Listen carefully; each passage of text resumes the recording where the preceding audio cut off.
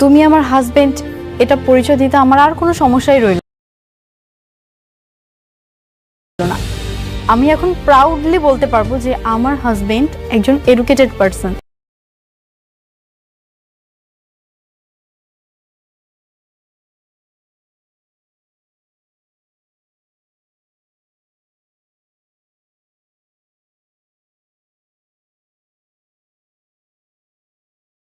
শোনেন, সময় কম, যা বলি দ্রুত মাথায় গেঁথে নেন।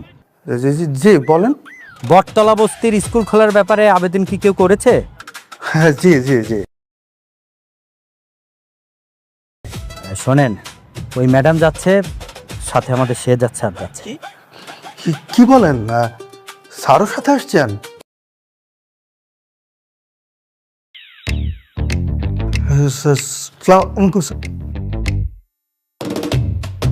আসসালামু আলাইকুম ম্যাডাম। নিশ্চয় তোমার সালাম দিছে। আসুন আসুন। আমি কিছু পারি না।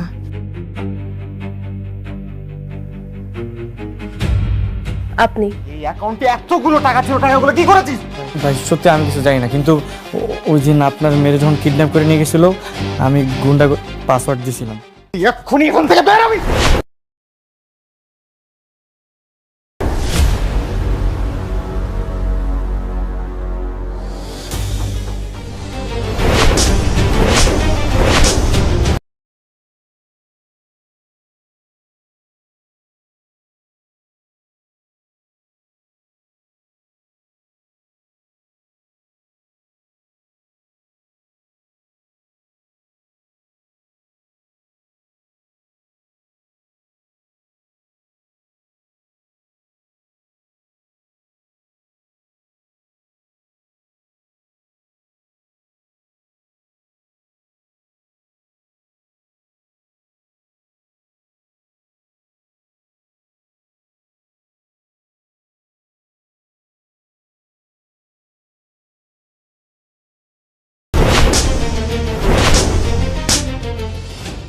আসসালামু আলাইকুম। আজকে আমরা আলোচনা করব দুনিয়ার টাকার গোলাম 13 নম্বর পর্বটি আপনারা কবে দেখতে পাইবেন এবং সবার আগে কোন চ্যানেলে আপলোড হইবে। থাকছে আজকের বিস্তারিত ভিডিও। আশা করি তথ্যটি জানার পর সবার আগে আপনি দুনিয়ার টাকার গোলাম 13 নম্বর পর্বটি দেখতে পারবেন। আর হ্যাঁ, আপনারা কি চান এই 3টি পর্ব আপলোড হোক? যদি আপনারা চান সপ্তাহে 3টি পর্ব আপলোড হোক, তাহলে মোদের চ্যানেলটি সাবস্ক্রাইব হরিয়া এক্ষুনি নোটিফিকেশন অন হরিয়া দেন। খুব শীঘ্রই মোদের চ্যানেলের যদি সাবস্ক্রাইবার খুব দ্রুত বাড়তে শুরু করে, তাহলে আমরা সপ্তাহে 3টি পর্বের আপডেট লইয়া আমু।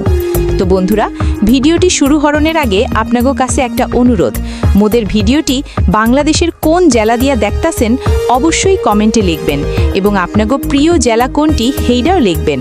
অথবা দেশের বাইরে দিয়া যদি দেখে থাকেন, তাহলে আপনাগো প্রিয় দেশটি অথবা ভালোবাসার দেশের নাম কমেন্টে লেখেন। আমরা আপনাগো নাম এবং জেলার নাম সামনে লইয়া আসার চেষ্টা করব। যেমন মোদের গত ভিডিওতে কমেন্ট হচ্ছিলেন সৌদি আরব থেকে রাজ্জাক, দুবাই থেকে কবিদ, মালয়েশিয়া থেকে রিহাদ এবং কুয়েত থেকে নূর হোসেন। আপনিও যদি চান আপনাগো নামটি এইভাবে মোদের ভিডিওর মাধ্যমে কওয়া হোক, জেলার নাম আপনাগো নাম অবশ্যই কমেন্টে লিখবেন। তো মোরের হরের ভাই এবং বোনেরা, আজকে আপনাগো লাইগা এক্কেরে গরম গরম আর জম্পেশ খবর লইয়া আইছি। মোদের হগলের জানের টুকরা নাটক দুনিয়া টাকার গোলাম লইয়া স্বয়ং পরিচালক একখান মস্ত বড় নতুন ঘোষণা দিয়া ফেলাইছে। এখন থাইকা সপ্তাহে নাকি 1-2 দিন না, এক্কেরে 3 দিন হরিয়া এই নাটকের নতুন নতুন পর্ব দেখতে পাইবেন। কবে থাইকা এই 3 দিনের ধামাকা শুরু হইবে সেইটাও জানামু। আর লগে আগামী পর্বে লোভী হালা রিশাদরে ফাতেমা কী রকম উচিত শিক্ষা দেবে সেই করে আপডেটও আজকের ভিডিওতে পাইয়া যাইবেন। তয় আসল কথা কি জানেন? রিশাদ কিন্তু সহজে দমে যাওনের পাত্র না। হে এখন ফাতেমারে সাইজ হরতে নতুন কি ভয়ঙ্কর চক্রান্ত হরবে হেইরাও আজকে ফাঁস হরিয়া দিমু। আর হগলের চোহের ঘুম হারাম করা হেই সওয়াল, আগামী পর্বেই কি মোদের সোজা সরল গোলামের পুরাণ স্মৃতি ফিররা আইবে? কি বড় চমক অপেক্ষা করতাছে মোদের লাইগা? হগলটা জানতে আর সবার আগে আপডেট পাইতে মোদের চ্যানেলটা এখনই সাবস্ক্রাইব হরিয়া এক্কেরে শেষ পর্যন্ত চোখ রাখেন। তো মোর ভাইয়েরা চলেন 12 নম্বর পর্বের খেই ধইরা 13 নম্বর পর্বের আসল গোমরটা ফাঁস হরিয়া দেই।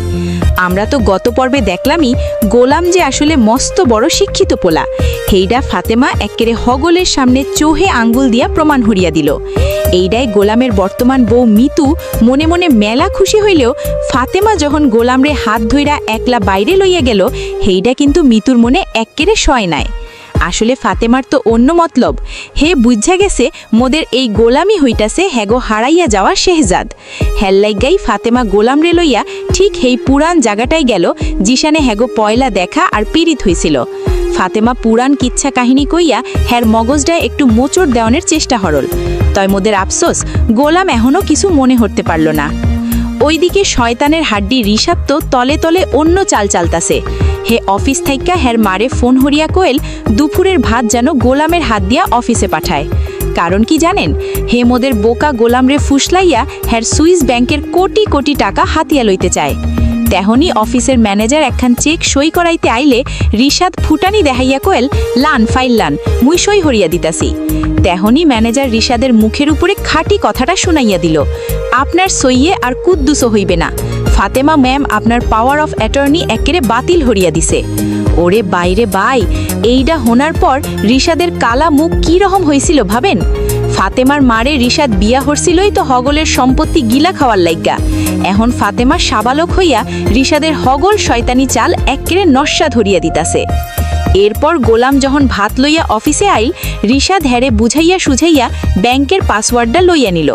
কিন্তু পাসওয়ার্ড দিয়া অ্যাকাউন্ট খুলতেই তো রিশাদের চোখ ছানা বড়া হইল। দেখিল অ্যাকাউন্টে একটা ফুটো পয়সাও নাই, পুরো ব্যালেন্স একেরে জিরো।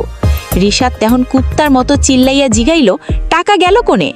গোলাম একেরে কোচি বাচ্চার মতো কইয়া দিল, ফ্রিয়া মাইয়াডারে গুন্ডাগো হাত থাইকা উদ্ধার করতে গেলে দাউদ খান পাসওয়ার্ড চাইছিল, হে সোজা মনে দিয়া দিছে।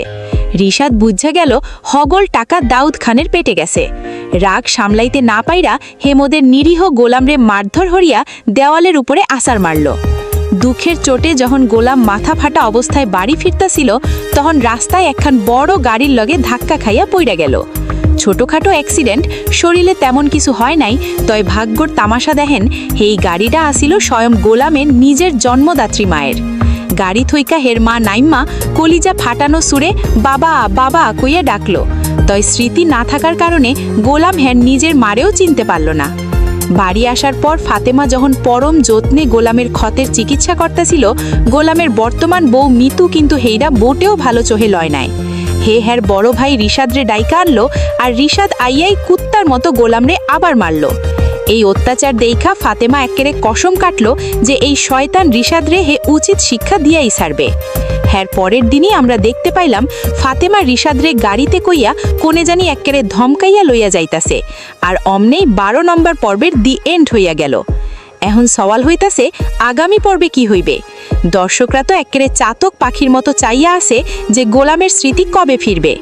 দর্শকরা চায় গোলাম হের আসল রূপ দেখাইয়া এই শয়তানগুলার হাড় গোড় একেরে গুঁড়ো হরিয়া দেখ। কারণ গোলামের ভিতরে যে জাদ্রেল শেহজাদ লুকাইয়া আছে হের প্রমাণ তো আমরা আগেই পাইছি। যখন দাউদ খানের গুন্ডারা ফ্রিয়াকে ধইরা লইয়া গেছিল, তখন গোলামের ওই ব্যাপক অ্যাকশন আর বন্দুক চালানোর কায়দা দেখাই বোঝা গেছে হে কোনো সাধারণ গোলাম না। নাটকের গল্প এখন একবারে কর করে জায়গায় আইয়া ঠেকছে। মিতুও কিন্তু গোলামরে হাসা মনে ভালোবাসে। হের বান্ধবীদের বার্থডে পার্টিতে যখন হগলেতে গোলামরে অপমান হরছিল, মিতু কিন্তু বুক ফাতাইয়া কইছিল, আই লাভ মাই হাজব্যান্ড। তয় মিতু এখনও জানে না যে হের বাবি ফাতেমা আসলে গোলামের আগের বউ। এই সত্য যখন ওতলাইয়া ফাঁস হইবে, মিতু একেরে আকাশ থাইকা মাটিতে পইরা যাইবে। আগামী পর্বে ফাতেমা রিশাদরে এমন এক জায়গায় লইয়া যাইবে জিশানে রিশাদের পুরান পাপের হগল দলিল আছে। অপমানিত হইয়া রিশাদ হয়তো আরও ভয়ঙ্কর কোনো নতুন চক্রান্ত করবে গোলামরে দুনিয়া থাইকা সরাইয়া দেওয়ানের লাইগা। তয় ডাক্তার তো কইছেই পুরান কথা মনে করাইলে আর ওষুধ খাওয়াইলে গোলামের বুদ্ধি ফিররা আইবেই আইবে, আর গোলামের স্মৃতি ফিররা আইলেই শুরু হইবে আসল বদলা।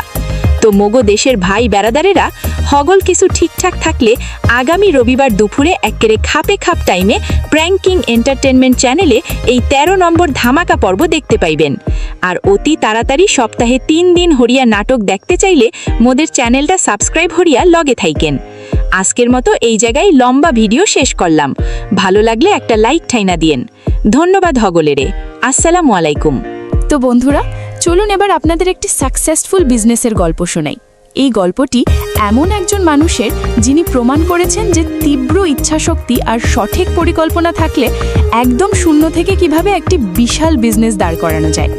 আশা করি আজকের এই বাস্তবধর্মী গল্পটি আপনাদের জীবনকে বদলে দেওয়ার মতো একটি বড় মোটিভেশন দেবে এবং আপনাদের মনের ভেতরে লুকিয়ে থাকা উদ্যোক্তাকে জাগিয়ে তুলবে। গল্পের মূল চরিত্রের নাম আসিফ। আজ থেকে মাত্র কয়েক বছর আগেও আসিফের আর্থিক অবস্থা ছিল অত্যন্ত শোচনীয়। মধ্যবিত্ত পরিবারের সন্তান আসিফ পড়াশোনা শেষ করে যখন হুন্নে হয়ে চাকরি খুঁজছিলেন, তখন চারপাশের পরিস্থিতি তাকে শুধু হতাশায় দিচ্ছিল। কোনো বড় ব্যবসা শুরু করবেন তেমন মূলধন বা টাকা পয়সাও তার পকেটে ছিল না।